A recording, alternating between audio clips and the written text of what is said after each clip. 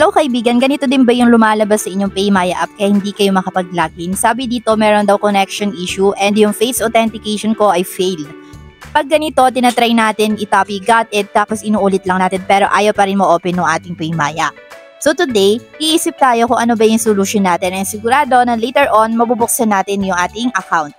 Now, magla-login lang muna ako. Input ko lang dito yung aking mobile number saka yung aking password.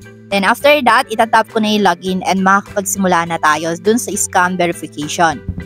So dito, ito nga yun, please verify your identity and madalas nun nangyayari kapag madalang tayo mag-login sa ating account. Alam naman natin na kailangan malinaw or may tamang liwanag kung saan tayo kukuha ng video selfie and dapat plain lang yung background or solid.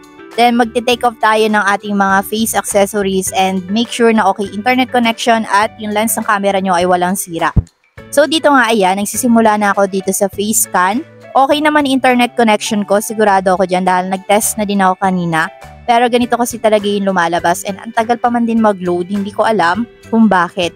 And ang dami natin na-encounter na problem kay PayMaya lately and wala silang customer service, ang hirap maghanap kahit sa email hindi na din daw available. Anyway, kung face authentication failed din yung problem na na-encounter nyo dito, okay lang yan na bibigyan natin ng solution yan today.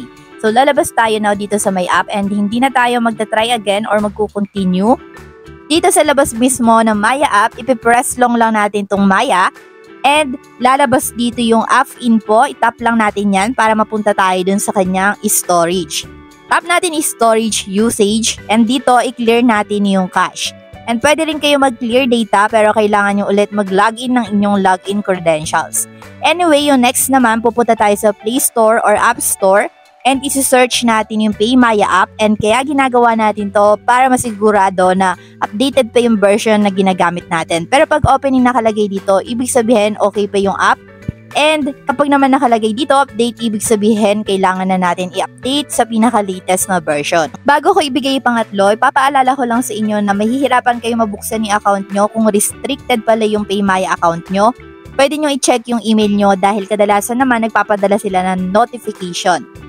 Pwede rin naman na meron kayong maling details na nilagay sa account nyo at hindi nag-match yun. Anyway, yung pangatlo, kailangan lang natin i-restart yung ating device. And i-check din natin yung mismong settings ng ating device kung meron pa ba tayong enough storage para sa mga application natin. Kapag fully storage na kasi mismo yung ating device, mahihirapan na tayo or makaka-encounter na tayo ng problem sa iba't ibang application na meron tayo. Anyway, ayan, naglalagin na ulit ako sa aking Maya account. And let's see kung gagana na ulit yung aking account or kung mabubuksan ko na. And there you go, mapapansin nyo na makakapag-login na ako dahil nabasa ko na kanina i-confirm. So dito, ito naman yung another problem na pwede natin solusyonanin, duplicate account. And yung tutorial nito ay nasa comment section. Kung gusto nyo mapanood, bisitahin nyo lang yung link. Okay, hanggang dito na lang ang video natin. And kung meron pa rin kayo mga katanungan regarding this topic, iwan nyo lang yan sa ating comment section. Thank you and see you around, kaibigan.